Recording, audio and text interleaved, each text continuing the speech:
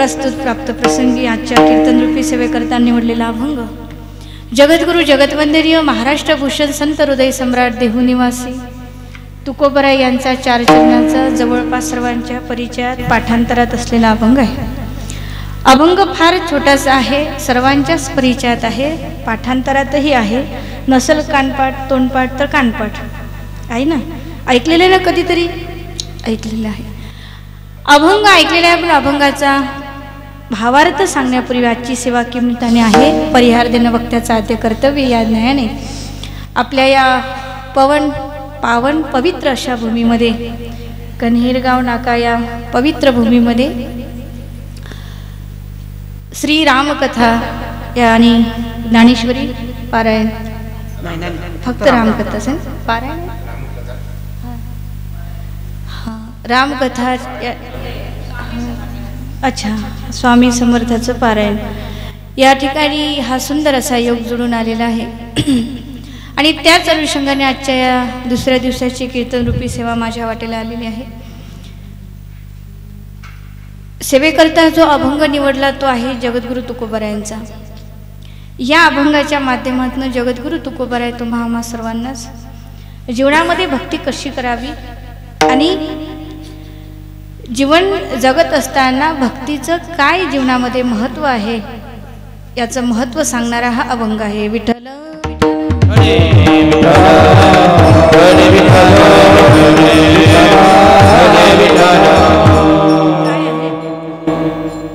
भगवंताने सुंदर असं नरशरीर तुम्हा आम्हाला प्राप्त करून दिलंय आणि हा दुर्लभ असणारा मनुष्य जन्म तुम्हा आम्हाला मिळाला।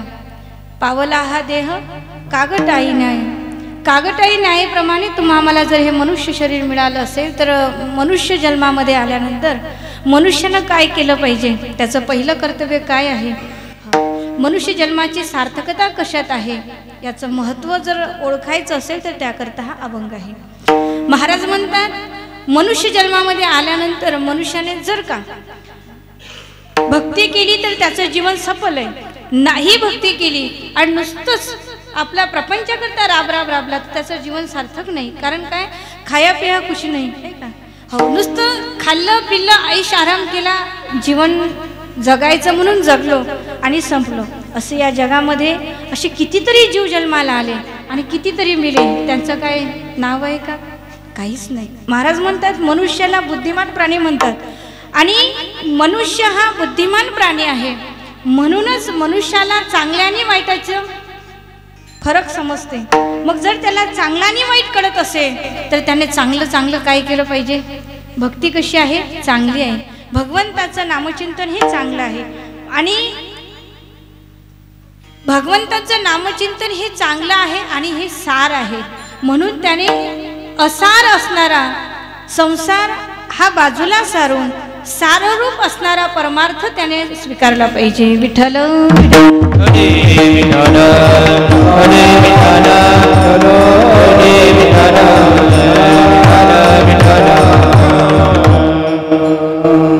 पंचामध्ये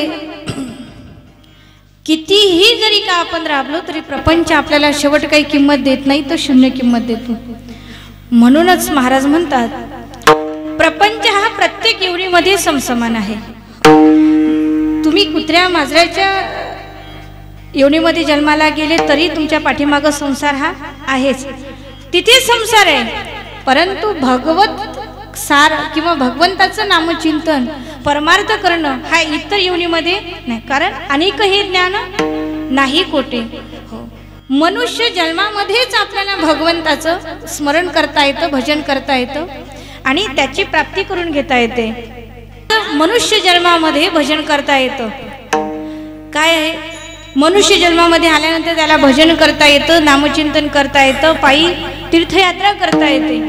का, कारण त्याला 2 पाय आहेत, 2 हात आहेत आणि चांगल्या वाईटाची पारख आहे। इतर योनीतला जर विचार केला तर जे 4 पायाचे जनावर आहेत त्यांना पायी तीर्थयात्रा करता येतात का, हो नाही, काहीतरी म्हणा तुम्ही सगळे बोलताना, म्हणजे मुकबिक कोण नाही ना इथं।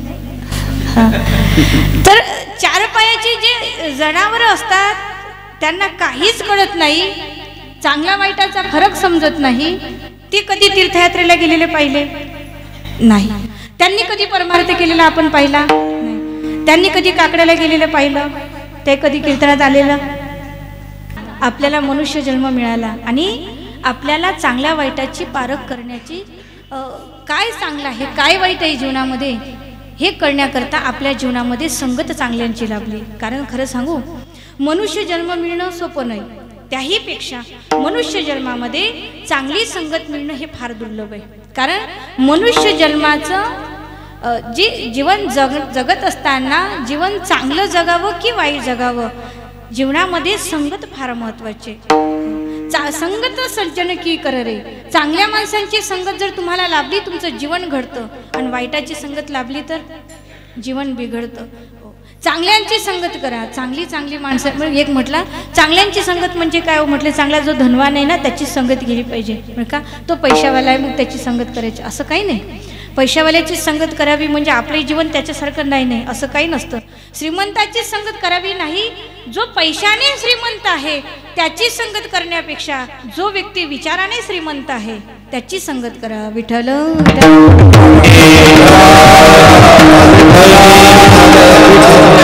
तुम्ही समाजामध्ये फिरत असताना तुमच्याकडे किती संपत्ती आहे लोक विचारत नाहीत. विचारतात का? का तुमची संपत्ती, तुमची ओळख संपत्तीवर होत नाही. तुमची ओळख होती ती तुमच्या विचारावर, तुमच्या संस्कारावर.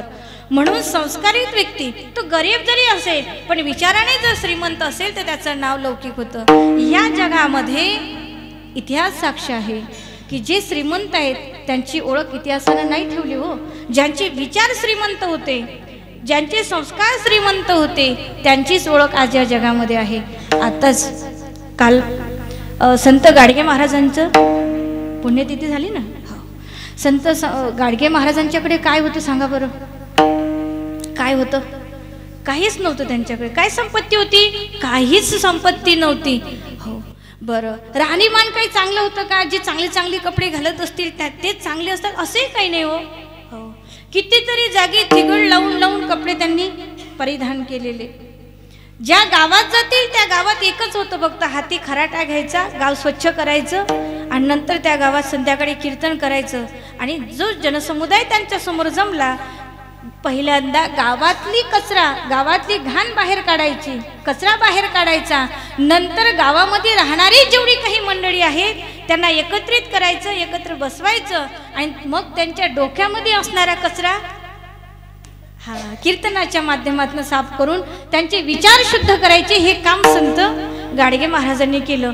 श्रीमंती विचारली तर 1 रुपया नव्हता. तेव्हा काही असं लाऊडस्पीकर वगैरे असं काही कीर्तनाला नव्हतं. दगडाची टाळ करून त्या ठिकाणी त्यांनी कीर्तन करावं आणि समाज प्रबोधन करावं. महाराज माणसं त्यांनी घडवले. असे जर माणसं असतील तर महाराज मला सांगा, श्रीमंत व्यक्तीचं नाव जगात राहिलं नाही पण गाडगे महाराजांना. आणि त्या गाडगे महाराजांच्या संगतीमध्ये असणारं त्यांचं खरं नाव तर डेबूजी होतं. पण त्यांनी एका खापराच्या मडक्याचं जे खापर हातात धारण केलं म्हणून त्यांना काय म्हणायचं, तरी गाडगं म्हणायचे. आणि त्या खापराचं एवढं भाग्य महाराज की त्या खापराचं नावच त्यांना पडलं गाडगे महाराज. बरोबर आहे ना. हो, संगत खापराने निर्जीव वस्तूने संगत चांगल्या व्यक्तीची केली. हो, ते खापर पावन झालं. म्हणून जीवनात संगत महत्त्वाची आहे. ज्या खांबाला म्हणजे असं म्हणतात की या जगामध्ये माणसांची मंदिरं कदाचित आपले मंदिर बांधलं जाईल नाही बांधलं जाईल सांगता येत नाही. पण ज्ञानोबरायांनी निर्जीव असणाऱ्या एका खांबाचा आधार घेतला, त्याच्याकडे फक्त पाठच फिरवली तर खांबाचं मंदिर आहे की नाही हो?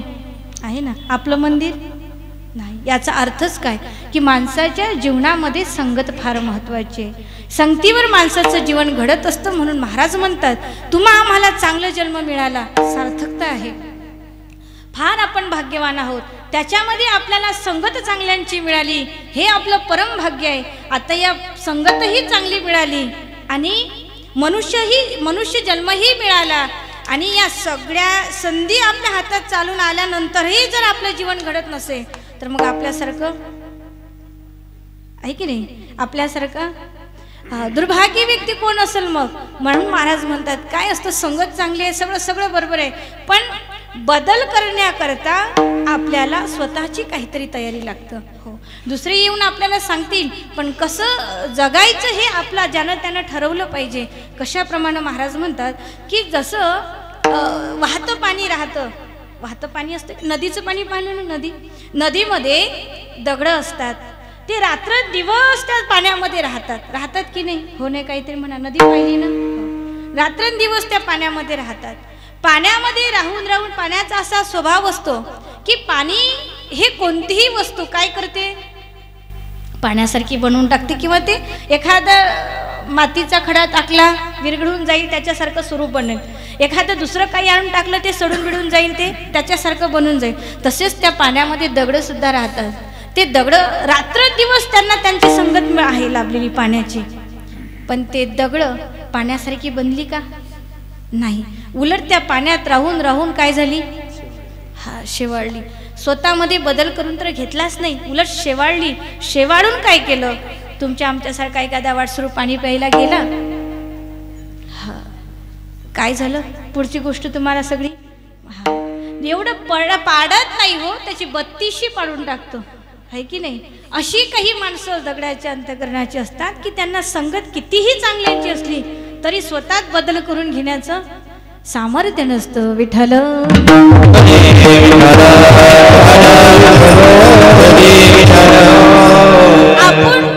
आपण मात्र तसं बनू नये. आपण संगत चांगल्याच्या केली तर जीवनात बदल करून घेण्याचा आपण प्रयत्न करावा. हो, कथा आणि कीर्तन, प्रवचन, रामकथा असेल, भागवत कथा असेल, शिवमहापुराण असेल, गाथा पारायण असेल, ज्ञानेश्वरी पारायण असेल, किंवा समर्थ सद्गुरू समर्थांचं पारायण असेल, कशाचंही असू द्या, परमार्थ हा कशा करता आहे? तर परमार्थामध्ये जेवढी काही माणसं आलेली आहेत ना, त्या माणसांचे विचार बदलले पाहिजे. हो, चांगले विचारांची हो भरभराट व्हावी आणि वाईट विचारांचं त्यांनी वाईट विचार बाजूला सारून चांगले विचार अंगीकार केले पाहिजे. काय आहे, पहिल्यापेक्षा आताचा परमार्थ फार वाढला, कमी नाही. हो, गावागावात गल्ली गल्लीत परमार्थ चालू आहे, म्हणजेच काय सप्ते चालू आहेत, पारायण चालू आहेत. परंतु परमार्थामध्ये गर्दी खूप वाढली, पण परमार्थामधली गर्दी जी आहे ना, त्या गर्दीबरोबर दर्दिवान माणसं फार कमी आहेत. सगळीच माणसं दर्दिवान असतात असं नाही, सगळीच माणसं दर्दिवान नसतात असंही नाही. पण माणसाने काय केलं हो, 2 तास कीर्तन ऐकायचं, 3 तास कथा ऐकायची, पारायण करायचं, जिथं तिथं झटकायचं आणि घरी निघून जायचं, एवढा त्यांनी सपाटा चालू केला. त्याच्यामुळे बदल होऊन राहिला नाही. पाहिजे तो बदल व्हायला पाहिजे तो होत नाही. जर पाहिजे तो बदल झाला असता तर मला असं वाटतं आज आपल्या वाट्याला अजिबात दुःख आलं नसतं. इथं बसलेला कोण व्यक्ती सुखी आहे खरं सांगा? कोण सुखी आहे? जो देखे सो दुखिया बाबा, दुखिया कोई नहीं रे, दुखिया दुखिया कोई नहीं रे, राजा दुखिया प्रजा दुखिया, राजा दुखिया प्रजा दुखिया, दुखिया हर बैरागी रे, दुख के कारण सुख देवने उतरी माया जागी रे, जो देखे तो दुखिया बाबा, दुखिया कोई नहीं रे, दुखिया बाबा, दुखिया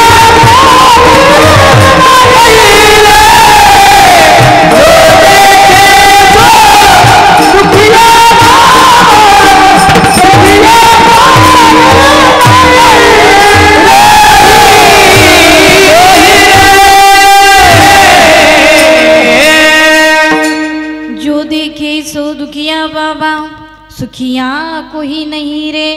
या जगात ज्याला त्याला पाहिलं ते सगळेच दुःखी दिसतात. कोण सुखी आहे? सगळेच दुःखी आहेत. राजा दुखिया प्रजा दुखिया, दुखिया घर बैरागी. हो, कोणी असो दुःखीच आहेत. आणि प्रत्येक सगळे जरी दुःखी असले तरी महाराज म्हणतात त्यांच्या दुःखाची कारणं वेगवेगळी आहेत.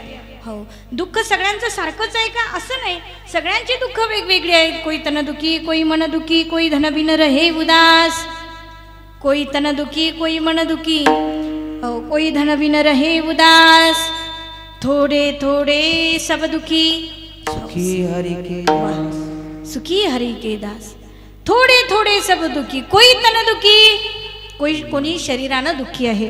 हो, शरीर व्याधीनं दुःखी आहे. बसलं आपण, कधी प्रवासात गेलं असेल, कधी कुणाच्या घरी गेलं असेल, गेल्या गेल्या आपल्याला आपण विचारलं काय आजोबा, काय आजी, कसं काय तुमचं, बरं आहे का? बरं काय म्हटले ताई, काय सांगावं आता, गुडघे दुखतात, पाठ दुखते, हा मणक्यात गॅप आहे, दुखणं सगळं सांगत असतात. हो, BP शुगरच्या गोळ्या आहेत, हे कॉमन झालं आता. हे भेटल्यानंतर पहिल्या भेटीत सगळं हेच असतं आधी. हो, गाऱ्हाणच असतं दुःखाचं, लिस्टच तयार केलेली असते, आहे की नाही दुःखी. हो, असं कोणीच दिसणार नाही की हा दुःखी नाही, सगळे दुःखी आहेत. कोई तन दुःखी, शरीर व्याधीने दुःखी आहे, कोई मन दुःखी, कोणी मनानं दुःखी आहे. मनानं कोणते दुःखी आहेत म्हटले, काही मनानं दुःखी आहेत, त्यांचं दुखणं तर दिसत नाही. हां, लक्षात येतं ना, त्यांचं दुखणं काही दिसत नाही, पण दुखते मात्र. काय, आणि आमचं मन दुःखी आहे का म्हटले, आमचं किती वर्ष झाले म्हटले, आम्ही सुद्धा शेतात राबतो, आम्ही काबाड कष्ट करतो, पण आमचा अजून पहिला मजला तो पहिलाच आहे, अजून दुसरा चढला नाही, आणि शेजाऱ्याच्या पाठीमागून आला आणि त्याचे 4 मजले कसे चढले. म्हणजे कोई मनदुखी, काही मनाने दुःखी असतात. म्हणजे दुसऱ्याचं काही चांगलं झालं की याला दुखणं वाढलं, याचं दुखणं कमी होत नाही, याचं दुखणं वाढतं. एक दृष्टांत सगळ्यांनी ऐकलं, नेहमीच सांगत असतात. हो, दुसऱ्याने जर का 4 व्हीलर घेतली, त्याला दुःख याचं वाटत नाही, आपल्याकडे 2 व्हीलर नाही, याचं दुःख अजिबात नाही, पण दुसऱ्यानं 4 व्हीलर कशी घेतली याचं दुःख असतं. हे विचार जोपर्यंत बदलत नाही तोपर्यंत सुखच आपल्यापर्यंत पोहोचत नाही. कोई मनदुखी, कोई धनबिन रहे उदास. हो, पैशासाठी कोणी उदास आहे, रात्रंदिवस पैशाच्या पाठीमागं आपण धावतो. हो का, पैसा मिळाला पाहिजे, पैसा मिळाला पाहिजे, पण पैसा काय एका ठिकाणी स्थिर राहतो का? आज आपल्या घरी आहे तर उद्या दुसऱ्याच्या घरी, दुसऱ्याच्या घरी आहे तो तिसऱ्याच्या घरी, तो एका जागी स्थिर राहत नाही. पण कोणी धनासाठी उदास आहेत. थोडे थोडे सब दुखी. हो, थोडं थोडं करून सगळेच दुःखी आहेत म्हणतात महाराज. मग या जगामध्ये कोण सुखी? एकच सुखी आहे, सुखी हरी के दास. हो, या जगामध्ये ज्यांनी स्वतःला हरीचं दास म्हणून घेतलं ते खरे सुखी आहेत. तुम्ही आपण प्रपंचाचे दास म्हणून दुःखी. जो जो प्रपंचाचा दास बनला ते सगळे दुःखी, पण जे सुखी आहेत ते हरीचे दास सुखी आहेत. मग त्या हरीच्या दासांना विचारलं महाराज, तुम्ही भगवंताचे दास झाले, मग तुम्ही सुखी कसे झाले? म्हटले, आम्ही भगवंताचे दास झालो. मग भगवंताचे दास होऊन तुम्ही काय केलं? महाराज म्हणतात, आम्ही भगवंताचे दास होऊन भगवंताला जे जे काही आवडते ना ते केलं. काय आवडते भगवंताला? म्हटले, भगवंताला त्याची केलेली भक्ती आवडते. म्हटले, मग अशी कोणती भक्ती आहे? महाराज म्हणतात, अशी एक, तशा भक्तीचे विचार केला ना तर 9 प्रकार सांगितले, पण त्यातल्या प्रामुख्याने नामसंकीर्तन भक्ती आहे, अर्चन भक्ती आहे, दास्य भक्ती आहे. आम्ही भगवंताची दास्य भक्ती स्वीकारली आणि तीच भक्ती भगवंताला आवडते. अभंगाच्या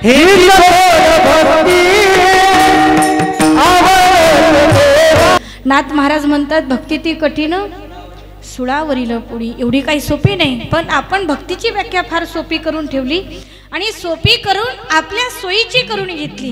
बरोबर आहे ना? आपल्याला सोयीची वाटेल तेव्हा आपण भक्ती करतो. महाराज म्हणतात, तुम्ही आपण करतो ती खरी भक्ती आहे की नाही हे आधी पडताळून पाहिलं पाहिजे. हो का? कारण महाराज म्हणतात, तुम्ही आपण जी भक्ती करतो ना ती आपल्या सोयीसोयीनं भक्ती करत असतो. सोयीसोयीची भक्ती माहीत आहे का तुम्हाला? आता सध्या तर तुम्हाला माहीत आहे की नाही? हो, गावागावामध्ये, ज्याही गावामध्ये भगवान भोलेनाथाचे मंदिर नसतील त्याही गावामध्ये आता मंदिरं झालेत ना. हो, पूर्वी हे भगवान शंकर का आत्ताच आले का? आत्ताच आले असं वाटते तुम्हाला? नाही नाही, हे पहिलेच आहेत. हो, पहिलेच वारकरी आहेत. हो, आणि ही परंपराच तिथून आहे. हो, तेव्हा भगवान शंकर हे आताच आले नाहीत, पण तरीही आता मात्र हो गावागावामध्ये मंदिरांचं फार नवीन, काही जुन्या मंदिरांचा जीर्णोद्धार झाला, नवीन मंदिरं उभारण्यात आले. त्या मंदिरामध्ये तुम्ही कधीही जा, महादेव कधीच कोरडा नाही, ओलाच आहे. तुमच्या गावात हो हो, आमचे नामदेव महाराज म्हणतात, 1 लोटा जल सब समस्याओं का पण आता हा 1 लोटा जल कधी टाकायचा, कधी टाकला पाहिजे? तुम्ही किती वाजता टाकता? सकाळी किती वाजता? 6 वाजता. खरंच शपथ. मी एका गावाला कीर्तनाला गेले, खरंच सांगते. कीर्तनाला गेले, थोडं गाव लांब होतं म्हणून लवकर गेले जरा. मग दुपारी मी 4 वाजता त्या गावात पोचले बरं का. 4 वाजता पोचले. 4 वाजता घाई गडबडीत एक मावशी हातात 1 लोटा जल घेऊन निघाली. घाईघाईत निघाली. मी म्हटलं मावशी, मुक्काम त्यांच्याकडेच होता ना. म्हटलं मावशी इतक्या घाईघाई कुठं चालल्या? तू तुमच्याकडेच तर येणार होतो, मी आले आहे, तर एवढ्या घाईघाई कुठं चालल्या तुम्ही? ती म्हटली ताई थांबा थोडा वेळ. म्हटलं काय झालं? म्हटलं चला. म्हटलं कुठं चला? म्हणजे महादेवाच्या मंदिरात जाऊ. म्हटलं कशा करता? अहो म्हटले आज सगळी कामं झाली, पण सकाळपासून वेळच मिळाला नाही. 1 लोटा जल टाकायचा माझा नियम आहे. म्हटलं किती वाजता? म्हणे 4 वाजता. खरं सांगा, दुपारच्या 4 वाजता त्या महादेवावर जर 1 लोटा जल टाकला, महादेव काय करील? आमच्या गुरुजी नेहमी म्हणत असतात, तोच 1 लोटा जल 4 वाजता मंदिरातल्या महादेवावर टाकायच्या ऐवजी आपल्या घरच्या महादेवावर टाकून पहा बरं, काय होईल? हळद लागेल ना पुन्हा, आहे की नाही? जर आपला महादेव 4 वाजता 1 लोटा जल स्वीकार करू शकत नाही, तर मंदिरातला महादेव करील का? इतका भोळा आहे का तो? आहे का? तुका म्हणे भोळा जिंकू जाणे. हो, इतकं भोळं दैवत नाही. पण मग मी म्हटलं मावशी, एवढ्या 4 वाजता तुम्ही इतक्या उशिरा का तो 1 लोटा जल घेऊन चाललात? ते म्हटले बाई, का आपल्याला काय तेवढंच काम आहे का? सकाळी उठल्याबरोबर मुलांचं करायचं, मालकाचं करायचं, घरादाराचं करायचं, शेळ्याचं करायचं, गुराढोरांचं करायचं, शेताचं करायचं, हे ते सगळे कामं करून वेळ मिळाला तर मग बरोबर आहे ना? हो, प्रामाणिक किती आहेत बघा बरं. हो म्हणतात. अशी जर तुम्ही भक्ती सवडीनं करत असाल तर ती देवाला आवडते का? हा, मग ह्याच काय म्हणतात माहित आहे? 1 वर्ष पूर्ण झालं की मग ती जर त्यांनी जी मनात संकल्पना तयार केली असेल, काही इच्छा असेल, ती जर पूर्ण झाली नाही तर म्हणजे महादेव काही कामाचा नाही. आपल्या गावातला महादेव काहीच कामाचा नाही, चला बाहेरच्या गावाला, आहे की नाही? लगेच आपली श्रद्धा ढळते. म्हणून महाराज म्हणतात, आपण जी भक्ती करतो ती भक्ती देवाला आवडती की नाही हे आधी पाहिलं पाहिजे. विठ्ठल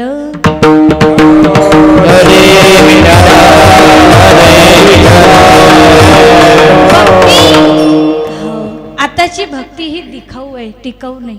आता जे तुम्ही करत आहात ना ते चांगलंच आहे, हे टिकून ठेवा. जे करताय ना तुम्ही हे असंच टिकून ठेवा.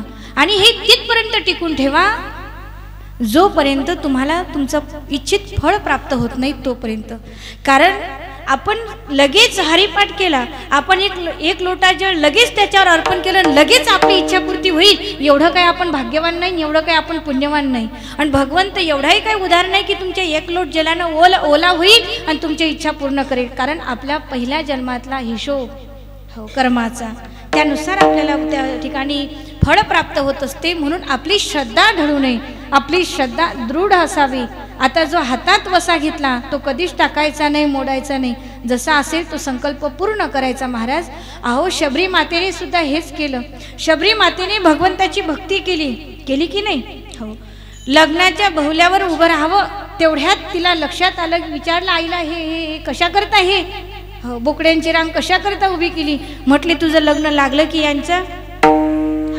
यांना मारण्यात येईल, यांचा भोग दिला जाईल. शबरी मातेने विचार केला, माझ्या एकटीच्या लग्नाकरता एवढी जर खंडीभर बोकडे मरत असतील तर मी एकटीने लग्न नाही केलं तर यांना जीवदान मिळेल.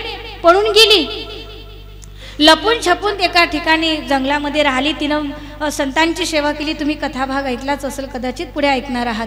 हो, तिने भगवत संतांची सेवा केली आणि जाता जाता संतांनी एक दिवस तिला सांगितले, शबरी ज्याप्रमाणे तू ही आतापर्यंत सेवा केली ना, ही सेवा अशीच करत राहा. एक दिवस तुला रामचंद्र प्रभू भेट दिल्याशिवाय राहणार नाही. आणि मग ते संत तर निघून गेले, परंतु भक्ती करत असताना अनेक अडथळे येत असतात बरं का, अनेक अडथळे येतात. शबरी मातेला काही लोक म्हणायचे, हे शबरी अगं तुझं आयुष्य तरुण वयापासून ते म्हातारवापर्यंत आली, मरायच्या दारात उभी राहिली, अजून काही तुला तुझ्या रामानं दर्शन दिलं नाही, दे राम सोडून, लाग घनश्यामच्या मागं. शबरी मातेनं तसं केलं नाही. शबरी माता म्हटली, नाही, मला माझ्या संतांनी सांगितलं, मला माझ्या गुरुनी सांगितलं ना की मला रामचंद्र प्रभू एक दिवस भेट देतील म्हणजे देतील तर ते निश्चितच देतील, कारण त्यांना सगळं त्रिकाळदर्शी आहे संत.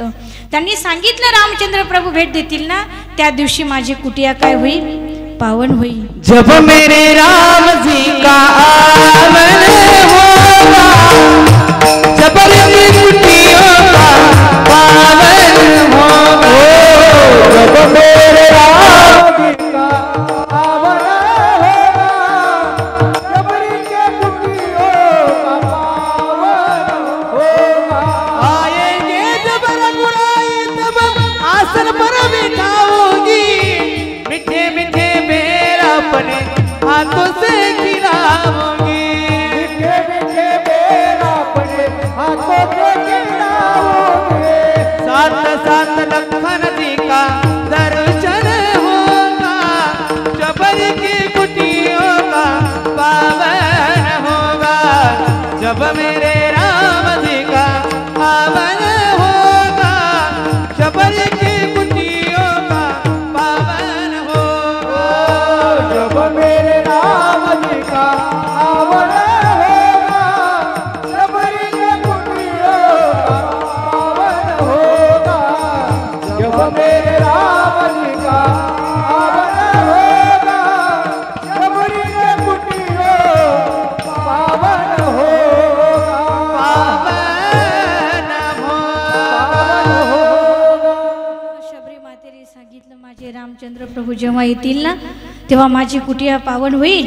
आणि ते रामचंद्र प्रभू येण्याकरता या जन्मात नाहीत आले तरी चालतील, मी मला त्यांनी दर्शन द्यावं याच्याकरता मी हजारो जन्म घेईल आणि सेवा मात्र त्यांचीच करेल. पण माझा संकल्प मी आता मोडणार नाही. एवढी श्रद्धा आणि एवढा विश्वास जर आपला असेल ना, तर आपली भक्ती ही भगवंतापर्यंत पोचत असते. नाही तर दिवस बदलला देव बदलला. हो, अशी जर आपली भक्ती असेल, एका जन्मात नाही कितीही जन्म घ्या, पण देवाची ना आपली काही भेट होणार नाही.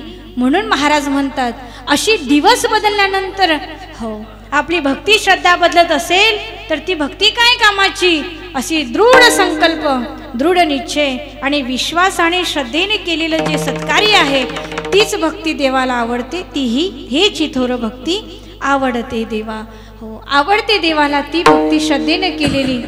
आणि संकल्पावी माया संसाराची, संसाराची माया सारून आपण भगवंताची भक्ती करावी. आपलं असं असतं महाराज, रामनाम जपनान पर्यामान. पुढचं सांगा ना, हे का ज्ञानेश्वरीतलं आहे का? हो, तुमच्या पाठच आहे. हो, आपली भक्ती कशी आहे की आपण भगवंताची भक्ती करतो, परंतु आपलं लक्ष मात्र प्रपंचात राहतं. उदाहरण देऊन सांगत, संध्याकाळी हरिपाठ करायला बसलो आणि हरिपाठ करत असताना जर एखादं आपल्याकडे काय म्हशी वगैरे असतील आणि दुधाचं गिराईक जर आलं आणि सुनबाई म्हटली गिराईकाला दूध द्यायचं म्हटलं की सासूबाई लगेच पुढे येणार आणि सासूबाई हरिपाठ राहिला जागा, हरिमुखे म्हणा हरिमुखे म्हणा, थोडं पाणी आधी हरिमुखे म्हणा. हो, कारण आताचं दूध हे दूध म्हणावं लागतं ना, हो आहे की नाही. हो, पांढरं पांढरं दिसतं म्हणून दूध, नाहीतर दुधात पाणी की पाण्यात. तुमच्याकडे कसं आहे, कसं आहे, पाण्यात दूध असतं की दुधात पाणी? आ, दुधात पाणी नक्की. हो, दुधात पाणी म्हणतात. आधा पाणी आधा दूध. हो हो, ज्यादा डाले तो हो बेमानी म्हणतात ना. आधा दूध आधा पाणी, ज्यादा डाले तो बेमानी. पण 1 लिटर दूध दिवसभर पुरते महाराज. एक मावशी 1 लिटर दूध तिच्याकडे. हो, गिऱ्हाईक कोणतंही येऊ द्या, कोणतंही गिऱ्हाईक येऊ द्या, 1 लिटरचं येऊ की 2 लिटरचं गिऱ्हाईक येऊ, तिच्या घरचं दूध संपतच नव्हतं. हो, असं त्या दुधामध्ये जणू काही कामधेनू होती, कल्पवृक्ष होता, कोण जेऊ जाणे. हो, ती मावशी मग खूप गोड बोलायची. म्हटले, बाई असेल तुझ्या भाग्यात तर मिळेल तुला, नाही नसेल तुझ्या भाग्यात तर मिळणार नाही. कारण काय, कोणतंही गिऱ्हाईक आलं की दुधाचं वापस जात नव्हतं गंगू मावशीच्या घरचं, कारण नावातच गंगू. हो, आता जिच्या नावात गंगा आहे तिच्या घरी पाण्याची काही कमी आहे का? आणि मग त्या गावातले लोक म्हणायचे, हिच्या घरचं म्हैस आता दूध संपत आलं पण 1च लिटर दूध देते, पण संपूर्ण गावाला हिच्या घरचं दूध पुरते बा. असं कसं काय आहे बा, काय जादू आहे हिच्याकडे? मग सहज जाऊन एकाने तिच्याकडे पाहिलं, म्हटलं मावशी तुमच्या घरचं दूध दिवसभर पुरते कसं? तर दुधाची जी बकेट आहे ती सरकारी नळाच्या समोर ठेवलेली, सरकारी नळ दिवसभर चालू आणि बकेटीमध्ये नळ दिवसभर बारीक धार चालू. आता मला सांगा नळ काही बंद होईना आणि बकेटीतलं दूध काही, पण बोलायची फार गोड. असं तुमच्या भाग्यात मिळल, नाहीतर आताच 2 लिटरचं गिऱ्हाईक येऊन गेले की दूध घेऊनच यायची. असं जर तुमची भक्ती असेल तर ती भक्ती काही कामाची नाही. महाराज म्हणतात अहो पाण्याचा पैसा शेवटी पाण्यातच जातो, म्हणून नाही काही तुम्ही करू शकाल तर नका कोणाला दूध देऊ. हो नका कोणाला दूध देऊ, पण निदान नाही ताकाचे तर उपकार करा. आता हल्ली ताकही मिळत नाही हो, ताकही विकत घ्यावं लागतं. त्या ताकालाही चव नसते, बेचव असतं की तुमच्या गावात नसल विकत म्हणा, तुम्ही फार भाग्यवान आहात, पारमार्थिक आहात, नवे नवे आपण उदार अंतकरणाचे दानशूर आहात. म्हणूनच तर एवढं सुंदर भव्य दिव्य स्वरूपाचं तुम्ही वेळेवर का होईना पण कथेचं आयोजन केलं की नाही. हो आमच्या जिजाऊ महिला मंडळ, व्यापारी महिला मंडळ आणि गावकरी मंडळींनी सुंदर असं या ठिकाणी उपक्रम हातामध्ये घेऊन सुंदर आयोजन केलं. आणि हे काही सोपं नसतं महाराज, 7 दिवसाचा सप्ताहाचं आयोजन करणं हे सगळं फार कठीण असतं. पण तरीही तुम्ही वेळात वेळ काढलं म्हणून तुम्हाला हे तुमच्याकरता काहीच सांगत नाही. हो पण आता आम्हाला सवय पडली म्हणून सांगते. आणि असा जर आपला परमार्थ असेल, महाराज म्हणतात प्रपंचावर माया ठेवून प्रपंच जर परमार्थ करत असाल तर तो परमार्थ सफल होत नाही. कारण काय असतं, दोही पेवावरी ठेवू जात आहात. एका वेळेस मनुष्य एकच कार्य करू शकतो, एका वेळेस 2 कार्य करू शकत नाही का. म्हणूनच ज्ञानोबाराय म्हणतात एक मन तुझ्या अवघ्या भांडवला. एका वेळी एक मन एकच करतो, दुसरं काम करत नाही. हो दुसरं काम करायला घेतलं तर पहिलेही धड होत नाही, दुसरंही धड होत नाही. हो परमार्थ प्रपंच परमार्थ संपादन दोही, दोनही एकसारखं साध्य करता येत नाही. तुम्हाला एक काहीतरी निवडावं लागेल. महाराज एकाने महाराजांना प्रश्न विचारला, पहा आता इथं बसलेले जेवढे काही तुमच्या माझ्यासहित जेवढे काही मंडळी आहेत ते सगळी कोण आहेत? प्रापंचिकच आहेत ना. आपण सर्व संसारिकच आहोत. हो इथं काही थोडेफार ब्रह्मचारी असतील बहुतेक, हो पण बाकी सगळे संसारिकच आहोत. मग आता मला सांगा, तुम्ही म्हणा जेही कोणी येईल तोही एकच सांगतो महाराज की प्रपंचावरची माया सोडायची, परमार्थ करायचा. मग प्रपंचावरची माया नेमकी सोडायची कशी? प्रपंच सोडून जायचं का? हे मुलं बाळ घरदार हे काय सगळं सोडून कुठं वनात जायचं का? महाराज म्हणतात अजिबात जायची गरज नाही ना, तुम्ही प्रपंचातच राहा ना. प्रपंचात राहून परमार्थ करता येतो. पण कसं राहायचं? जसं महाराज म्हणतात आपण श्रीफळ माहित आहे ना, नारळ. त्या नारळामध्ये जशी 2 प्रकार आहेत, एक सुकं नारळ आहे आणि दुसरं ओलं नारळ आहे. त्या नारळामध्ये जसं काय ते डौल राहतं की नाही खोबरं, ओल्या नारळातलं कसं असते? तुम्ही झोपले का? ओलं नारळ पाहिलं नाही का? आता दिलं की फोडून बघू आपण. समजा ओलं नारळ आहे, त्या ओल्या नारळातलं जे खोबरं असतं ते कसं असतं? त्या कवचाला चिटकून असतं. त्याच कवचामध्ये दुसरं सुद्धा असतं खोबरं, ते कसं असतं? डौल रूपानं अलिप्त असतं, राहतं कवचातच पण कसं असते? अलिप्त असते. महाराज म्हणतात जे सुख नारळ आहे ना, त्या सुख्या नारळाप्रमाणे तुम्ही आपलं प्रपंचात राहायचं संसारामध्येच, पण संसारापासून अलिप्त राहिलं पाहिजे. पण काही काही नारळ असे असतात, असे नारळ असतात की ते कवचाला अजिबात सोडायला हो जीव गेला तरी चालेल, पण कमरीच्या चाब्या किती हाल झाले तरी चालतील, पण कमरीच्या तिजोरीच्या सोडायच्या नाही, सोडायच्याच नाहीत. महाराज म्हणतात इतके चिकटले, अहो चला ना कीर्तनाला, तेवढं सोडून बोला. बरोबर कीर्तनाला नका येऊ, चला भजनाला, तेवढं सोडून बोला. चला पारायणाला, तेवढं सोडून बोला. चला तीर्थयात्रा, तेवढं सोडून बोला. मग चला शेतात, आणखी 4 एकर शेत घ्यायचं, चला कधी घ्यायचं? हो अशी माणसं असतात. घरी मुलं बाळं नेहमी सांगत असतात, बाबा तुम्ही आयुष्य गमावलं काबाळ कष्ट करण्याकरता, हाडाची काढ केली, रक्ताचं पाणी केलं, राबले आमच्याकरता. आता आमच्याकरता राबणं खूप झालं, आता तुमच्याकरता काहीतरी कमवा. ते म्हटलं आता काय कमवायचं? म्हटलं बाबा तुम्ही आता कुठं हरिपाठ कथा कीर्तन भजना पूजनाच गेलं पाहिजे. ते म्हणते बाल्या तुला जायचं असेल तर तू जा, पण मला जा म्हणू नको. हो बसला बैलगाडीत की निघाला शेतात, शेतातून घरी, आणि घरून एवढंच काम. आपण विचारलं आजोबा कसं काय तुमचं? म्हटले ताई आपल्याला कुणाचं घेणं नाही देणं नाही, काही नाही, काहीच नाही. आपलं घर भलं, आपलं शेत भलं, फार झालं तर आपलं घर भलं, आपलं दार भलं, आपला ओटा भला, आपला गोटा भला. हो बरोबर, याच्यापेक्षा तिसरं काही कार्य करत नाही. महाराज म्हणतात हे जसे जन्माला आले ना तसेच मरतात, तसेच मरतात. शेवटी काय हातात येतं? काही येत नाही. कारण महाराज म्हणतात अहो असं जर तुम्ही जीवन जगत असाल ना, नाथ महाराजांनी त्यांच्याकरता फार शब्द उद्गारले. नाथ महाराज म्हणतात असं जो जीवन जगतो तर मग त्याचं जीवन कसं आहे? पशुप्रमाण आहे. त्याच्या जीवनात जर भक्ती नसेल तर महाराज म्हणतात भक्तीविना पशु. सतविने नेला कैसा नाही,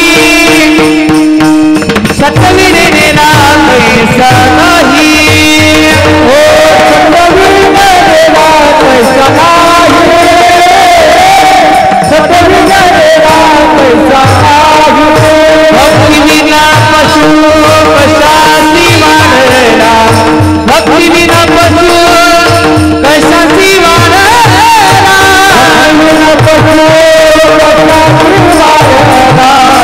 भक्तिविना पशु कशाची वाढला. सतविने नेला कैसा नाही, कैसा नाही, सतविने नेला कैसा नाही,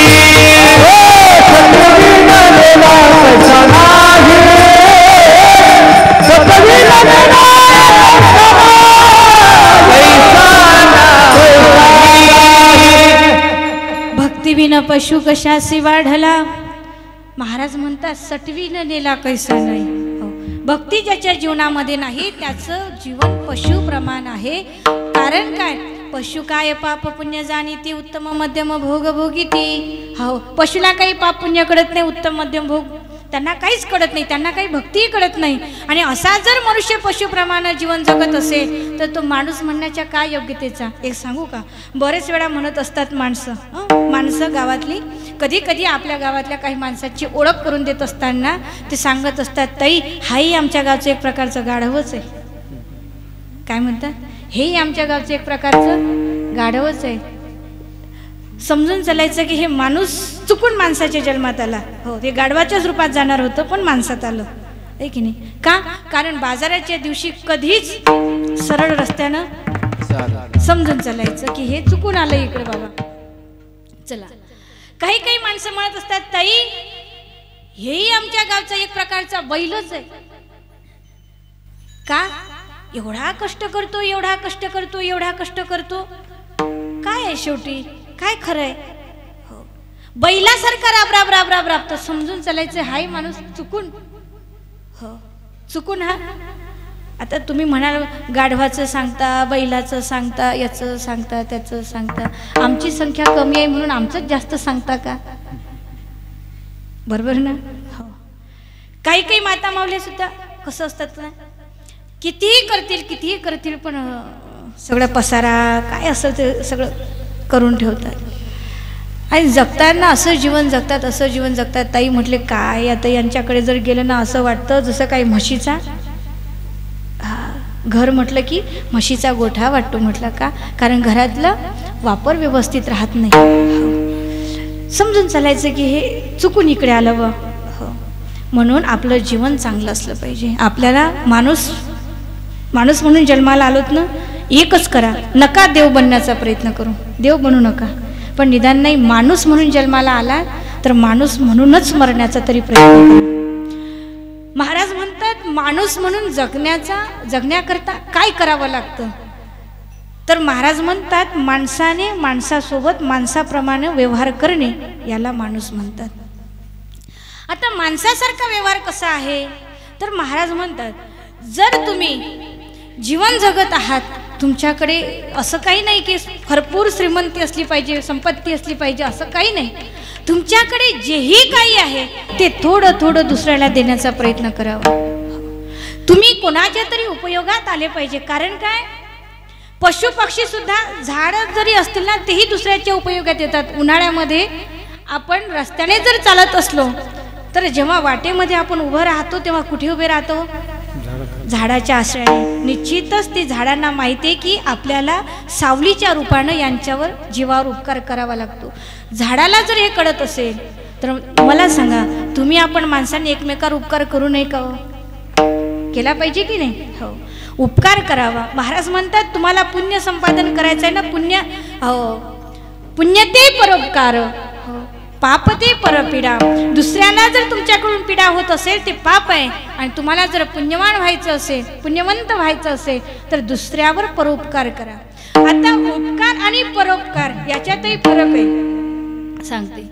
आपण दुसऱ्याला समजा उदाहरणार्थ लग्नामध्ये आपण जो दुसऱ्याला आहेर चढवतो, समजा भावाला घराच्या मंडळीत काय नातेवाईकांना आहेर चढवतो, त्या आहेराच्या मोबदल्यात आपल्याला अपेक्षा आहे की नाही?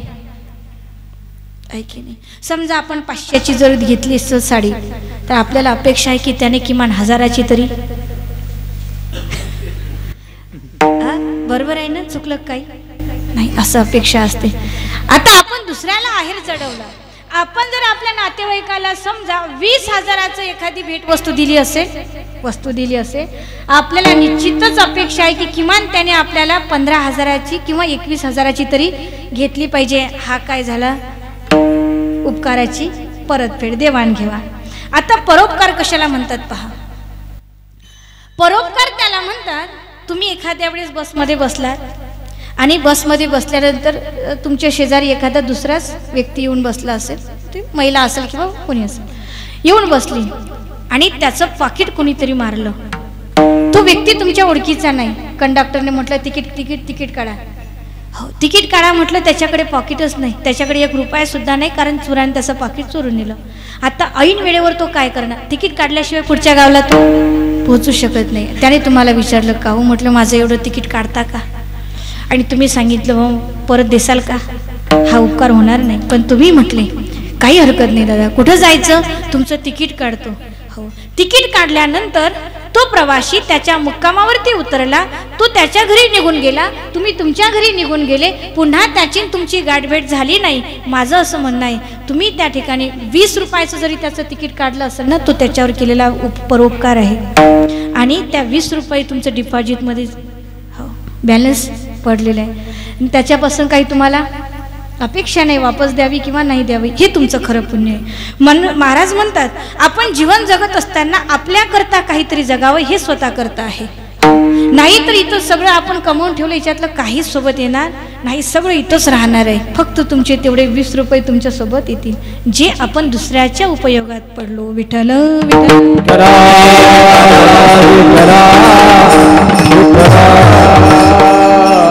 हे जरी तुम्हाला पटायला जरा जड जातं का? बोर झाले का तुम्ही? नाही. हे महत्वाचं आहे महाराज. काय जीवन कसं जगावं हे कळलं पाहिजे आधी. हो, परमार्थ करण्याकरता आधी जीवन कसं जगावं हे तर समजलं पाहिजे. मनुष्य जन्म मिळाला, पण आता मनुष्य जन्म मिळाल्यानंतर त्याची सार्थकता कशात आहे?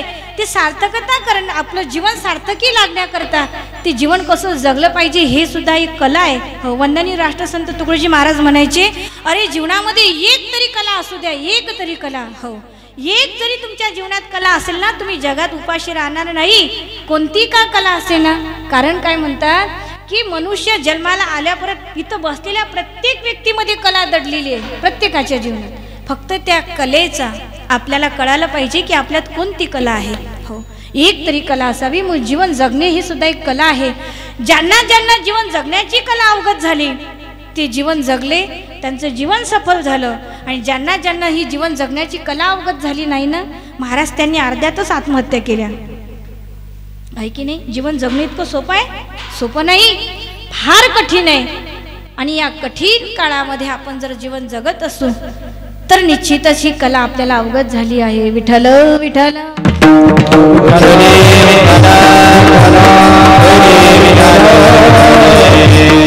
महाराज म्हणतात अशी संकल्प, असा जर तुम्ही संसाराविषयी माया सोडून परमार्थ करत असाल तर तुमची भक्ती देवाला आवडते. मग महाराज आम्ही परमार्थात आमचं लक्ष लागेल, बरोबर आहे, पण संसाराची माया कशी सोडायची कशी सोडायची आम्हाला नाही कळत ते. अभंगाच्या दुसऱ्या चरणात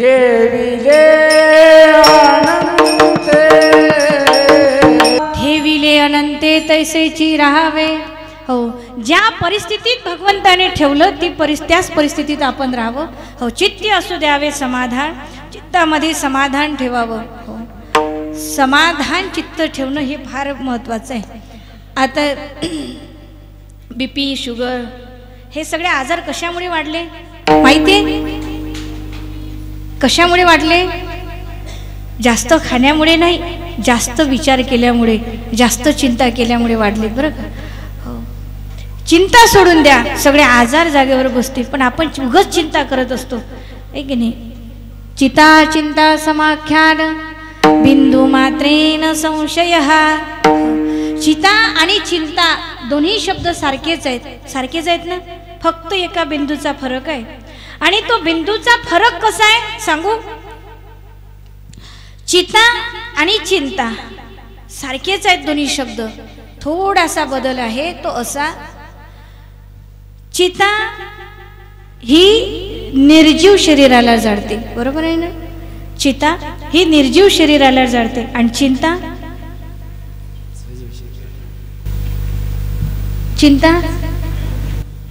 म्हणजे सजीव म्हणजे जिवंत शरीराला जाळते, बरोबर आहे. मग मला सांगा आता, चिता चांगली की चिंता चांगली? चिता चांगली का चिंता चांगली? चिता मरायला सगळे तयार आहेत वाटते. हो नाही हो, मरायला कसं काय तयार आहे? अहो, मरण हा शब्दही माणसाला ऐका वाटत नाही. हो, ऐका वाटते का? नाही आवडत. मग चिता चांगली नाही न चिंताही चांगली नाही. चिताही चांगली नाही, चिंताही चांगली नाही. महाराज म्हणतात तुम्ही चिंता करू नका, तुमची चिंता भगवंताच्या चरणावर समर्पित करा. कारण तुम्ही एकदा का नामचिंतन केलं, एकदा का भगवंताची हरिभक्ती करायला सुरुवात केली की मग मात्र तुमच्याकडे चिंताच राहत नाही. हो, कारण काय, तुम्ही भागवत कथा ऐकलेली आहे. चिंता ती पळाली गोकुळा बाहेरी, प्रवेश भीतरी केला देवे. एकदा भगवंताच्या नामचिंतनाची, एकदा हरिभक्तीची माणसाला ओढ लागली की चिंता बिंता काही जवळ राहत नाही, ती चिंता निघून जाते. आणि आपण जेही चिंता करत असू, जोही विचार करत असू, जेही काय आपण करत आहे ना, चिंता करतो प्रपंचाची, हे कसं होईल, ते कसं होईल, ते कसं होईल. आपल्या चिंतेनं काही होतं का? एक लक्षात ठेवा, आपण ज्या ज्या काही इच्छा करतो, जे जे काही आपण विचार करतो, ते विचार आपले पूर्ण होतात का? नाही. त्या चिंता पूर्ण होतात का? अजिबात नाही. हे कसं, ते कसं, मुलाचं कसं, मुलीचं कसं, घरादाराचं कसं टमक, हे जेवढे विचार तुम्ही कराल तेवढे विचार तुमच्या पाठीमागं लागत राहतात. महाराज म्हणतात उगच प्रपंचाचं ओझं तुम्ही डोक्यावर घेऊन जीवन जगता, उगच जगता. कारण तुमच्या इच्छेने, तुमच्या चिंतेने काहीही बदल होत नाही. कारण काय, हा कर्ता आणि करविता कोण आहे? भगवंत आहे. आणि महाराज म्हणतात तुम्ही उगाच चिंता करता. अरे तुमचं काय आहे इथं? आहे काय? तुम्ही चिंता करता, तुमचं काहीच नाही. तुम्ही किती जगावं हे तुमच्या हातात नाही, तुम्ही कधी मरावं हे तुमच्या हातात नाही.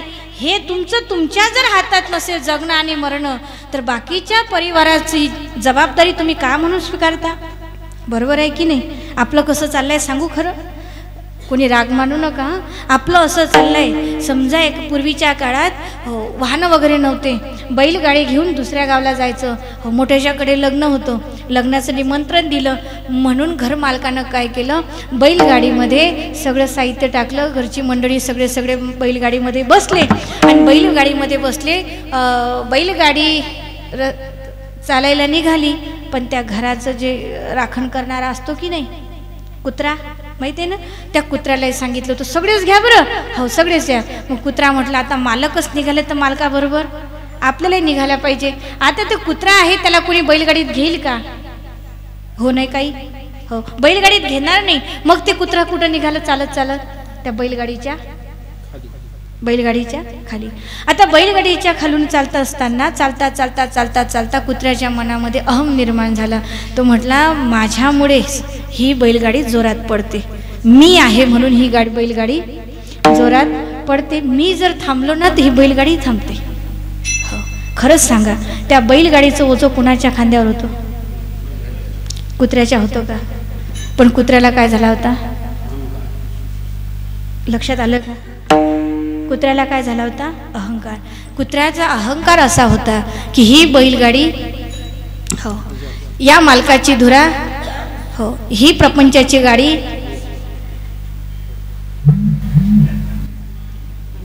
हो, ज्यांच्या लक्षात आलं त्यांच्या आलं, ज्यांच्या नाही आलं ते काल्याच्या दिवशी विठ्ठल विठ्ठल.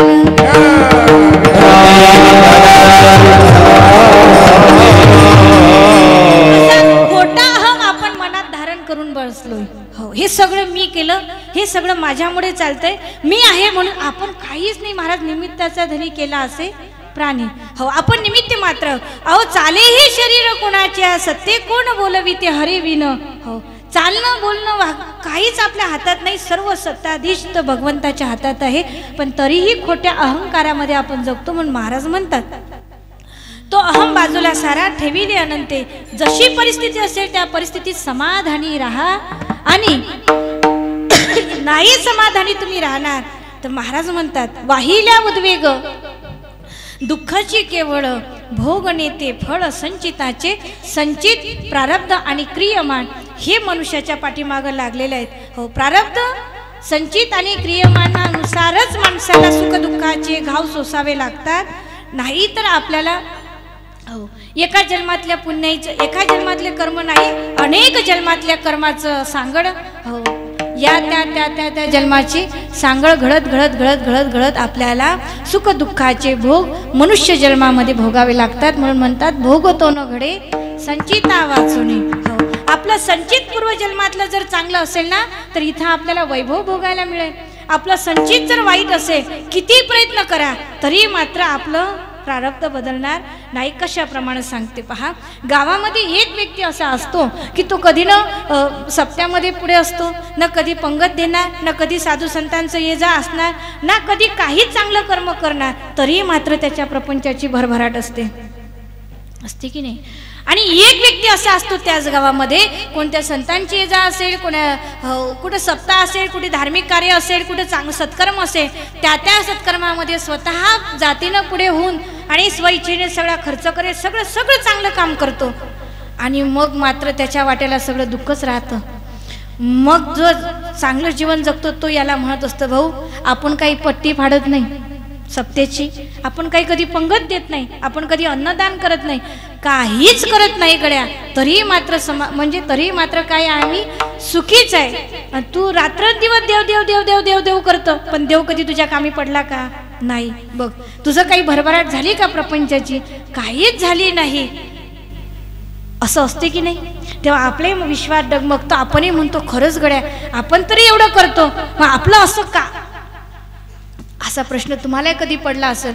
आम्ही एवढं सगळा परमार्थ करतो, मग हे आमच्याच वाटेला हे दुःख का?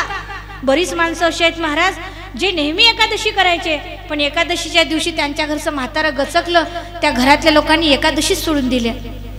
विचारलं का हो तुम्हाला एकादशी? म्हणे एकादशी नाही. म्हटलं का? म्हणे आमचं म्हातारं एकादशीच्याच दिवशी गेलं, म्हाताऱ्याला एकादशी होती.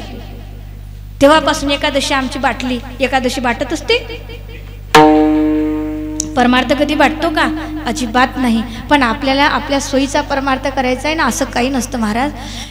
आपल्या जीवनामध्ये जेही सुख आणि दुःख येतात ते या जन्मातलं नाही. या जन्मात तुम्ही चांगले कर्म करता, याचं संचित चांगलं बनेल आणि निश्चितच पुढच्या जन्मात ते संचित तुमच्या उपयोगात येईल. आता आपल्याला दुःख का भोगावं लागतं? तर हे दुःख आपल्या पहिल्या जन्मामधलं काहीतरी संचित शिल्लक असेल ते आता आपल्याला भोगावं लागतं. म्हणून चांगली कर्म करणं कधी बंद पाडायची नाहीत. विठ्ठल विठ्ठल.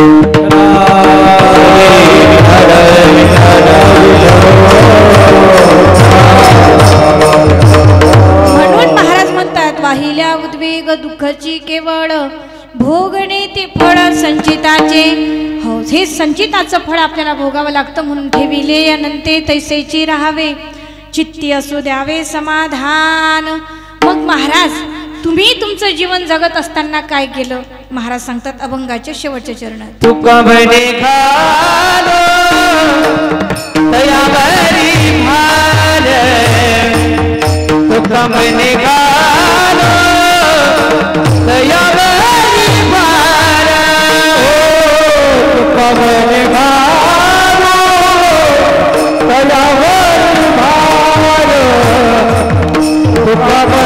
देवाच्या इच्छेवर तुम्ही तुमचा प्रपंच टाका, म्हणजे तुमच्या मनासारखं होईल.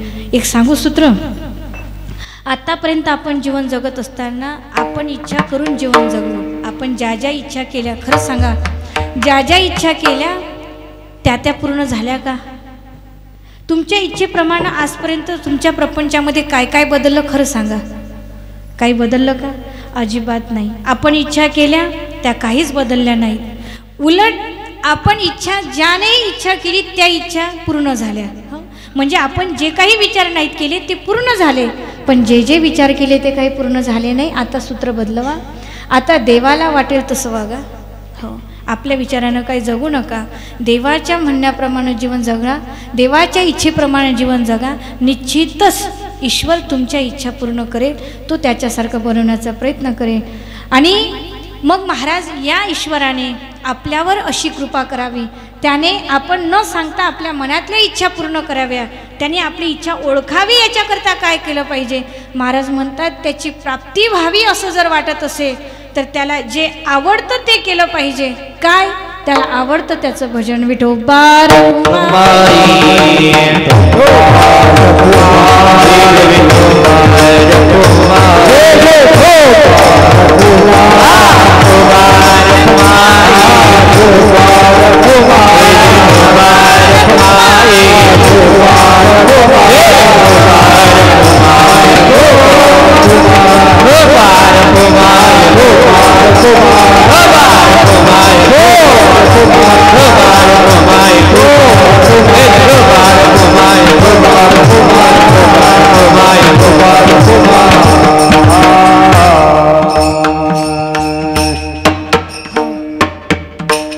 त्याने आपली इच्छा पूर्ण करावी म्हणून आपण काय केलं पाहिजे? त्याचं भजन केलं पाहिजे. कारण घेसी तेव्हा देसी, ऐसा अससी उदार. हो, तो आधी घेतो नंतर देतो, त्याचा स्वभाव आहे. हो, त्याने त्याच्या सख्या बहिणीला सोडलं नाही. आपण कोण लागून गेलो त्याचं? है ना, कोणालाच सोडलं नाही. मग तो त्याच्या लोकांना जर सोडत नसेल तर तुम्हा आम्हाला कसं काय सोडल? पण इथं बसलेल्या मंडळींनी काही काहींनी विचारानं भजन केलं, काही काही भजन संपत्ता जागे झाले, काही काहींनी आळस केला, काहींनी टाळी वाजवली भजन म्हटलं, कोणी टाळी न वाजवता भजन म्हटलं, कोणी सगळ्या भजनाकडे टाळाटाळी केली. हा सगळा प्रकार घडला. पण हे सगळं जरी झालं असेल तरी जाऊ द्या, देवाला सगळं दिसते की नाही. तुम्ही भजन केलं बरं, पण काही काही ठिकाणी असं होत असतं. पण मला असं वाटतं इथं सुंदर गायन करणारे गायनाचार्य मंडळी आहेत. हो, बाहेरगावरून आलेली काही मंडळी आहेत. आमचे उद्धव महाराज आहेत, नामदेव महाराज आहेत, आमचे काका आहेत. हो, बऱ्याच ठिकाणी कथा कीर्तनामध्ये काकांचं आणि आमच्या भाऊंचं बरेच ठिकाणी कीर्तनामध्ये योग येतो यावर्षी. हो, मागं आता एवढ्यात कीर्तन झालं त्याच्यामध्ये आमचे भाऊ होते. आणि उद्धव भाऊची तर 2 वर्षानंतर भेट झाली, पुन्हा याच गावात झाली होती ना. आमच्या किसनराव काकांची कृपा म्हणावी बरं का.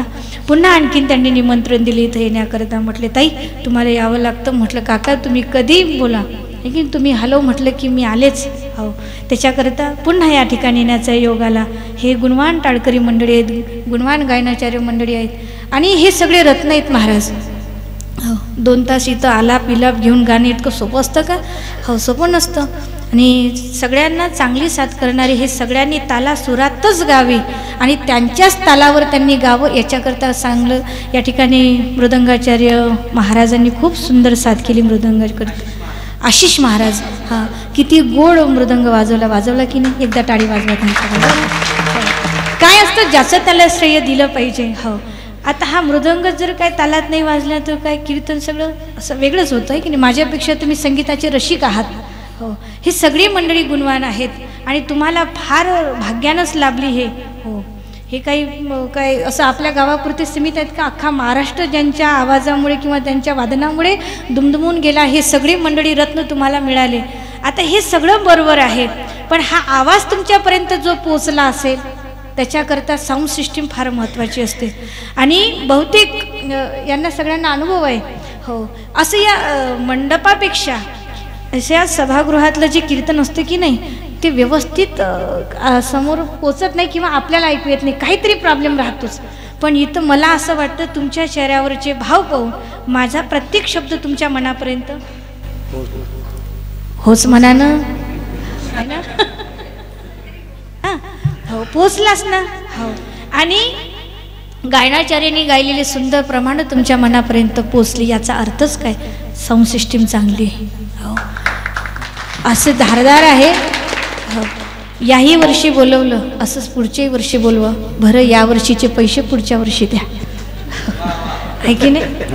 हो हो म्हणतात बाबा. हो पण काहीतरी हो पण हेच बोलवा पुन्हा, कारण खूप सुंदर आहे. मध्ये शिट्टी नाही, काही नाही, आवाज कमी करा जास्त करा काहीच नाही. पाहिल्याबरोबर त्यांच्या लक्षात येतं की यांना आवाजात काय बदल करावा लागतो. नाहीतर कीर्तन आवाज वाढवा, आवाज वाढतच नाही. म्हणजे आवाज वाढव डीजे नाही बरं का, तुम्ही लगेच डीजे म्हणाल. हो आवाज वाढव, आवाज काही वाढत नाही, कीर्तन काही हो कीर्तन होतं पण साऊंडचा काही आपला मेळ येत नाही. पण खूप सुंदर आहे, सगळं वातावरण चांगलं आहे बरं का. हे नियोजनच फार सुंदर मनापासून केलं. मी मध्येच काकाजींना एक फोन केला होता, म्हटलं काकाजी नेमकंच माझी तारीख 21 की 22. काकाजी म्हटले ताई किती दिवसापासून सांगितलं तुम्हाला, 21 तारीख आहे व तुमची. म्हटलं तुम्ही कुठं आहात, म्हटले बॅनर लावायला आहे. प्रत्येक काम अगदी मनापासून करतात बरं का, है ना स्वतः. नाही तर हे सगळं कशा करता, मी काही त्यांचं स्तुती करण्याच्या तेवढी योग्यतेची नाही असं काही नाही. वस्तुस्थिती सांगायला माणसानं डगमगू नये. स्वतःच बॅनर लावणे, मी त्यांना त्याच्यामधला काहीतरी बदल विचारले ते नाही सांगत. मी म्हटलं हे इतकं सगळं हे कसं काय शक्य. म्हटले ताई सगळं जुळून आणण्याकरता, हे सगळं टिकवण्याकरता थोडं ॲडजस्टमेंट वगैरे सगळं करावंच लागतं. म्हटलं काका खरं सांगू का, हे नियोजन अगदी तुम्ही मनापासून करता. आणि जेव्हा मनापासून आपण नियोजन करतो ना, जेव्हा आपण आपला जीव ओतून जे नियोजन करतो ते नियोजन एक नंबर होत असतं. भलेही आमच्या महिला मंडळींनी याच्याकरता सहकार्य केलं असेल, भलेही आमच्या महिला मंडळींनी या ठिकाणी पुढाकार घेतला असेल, पण तरीही मात्र त्याच्याकरता आयोजक स्तत्र दुर्लभ आहे. आयोजन करणारी माणसं पाहिजे, हे की दिशा दाखवणारी पाहिजे. आपल्याकडे भरपूर पैसा आहे, आपण कशाचंही आयोजन करू शकतो, पण आपल्याला दिशा माहीत नसेल ना तर कोणते कीर्तनकार कुठं ठेवायचे, काय ठेवायचं, कसं नियोजन लावायचं, कसं काय करायचं हे लक्षात येत नाही. मग त्याच्याकरता 4-5 वेळा तरी ठेचा खाव्या लागतात. आणि मग ठेचा खाल्ल्यानंतर अनुभव जर येत असेल तर मग ते आधी हो हे सगळं बदलत असतं. पण इथं आपल्याला सगळंच या ठिकाणी बरेच कार्यक्रमामध्ये काका पुढे असतात, मी पाहिलंय. आणि बरेच यूट्यूबला कीर्तन वगैरे पाहतो, तिथं काका समोर बसलेले असतातच ऐकताना. हो हे ज्याचं त्याला श्रेय दिलं पाहिजे. कशा करता सांगते माहीत आहे का, ही सगळी मंडळी बरोबर आहेत. हो ज्यांनी आयोजन केले तेही फार भाग्यवान आहे. पण आता तुम्ही म्हणाल हे सगळं बरोबर आहे, पण आमचं काही सांगा ना. आम्हाला तुम्ही आताच सांगितलं की आम्ही कुचरपणा केला. नाही हो तुम्ही कुचरपणा केला, पण मला असं वाटतं आपली सेवा भगवंतापर्यंत पोचवावी. आपल्याकडनं देवाने अशीच उत्तरोत्तर सेवा करून घ्यावी. आपल्याला पुण्यवान करावं, आपल्याला सामर्थ्य द्यावं, आपल्याला दीर्घायुष्य द्यावं. आयुष्य तर द्यावं पण आरोग्यासहित दीर्घायुष्य द्यावं. नुसतं दीर्घायुष्य मागून काय उपयोगाचं आहे ना. हो आजारीच पडत राहिलं असं वाटतं हे आयुष्य नसतं तर बरं असतं. पण आरोग्यही द्यावं आणि आयुष्यही द्यावं आणि त्या आयुष्यामध्ये परमार्थ करण्याची संधी आपल्या जीवनामध्ये भगवंतानी आपल्या जोडीमध्ये टाकावी. असं जर वाटत असेल तर महाराज म्हणतात माझं नाव नाही घेतलं तरी चालेल, पण पुण्यवंत व्हावे सज्जनाची नावे. आपण एकदा विदर्भामधलं प्रति पंढरपूर असणारे शेगाव नगरी सगळ्यांनी मोठ्या प्रेमाने एकदा हात वर करा आणि भजन करू. गण गण गणात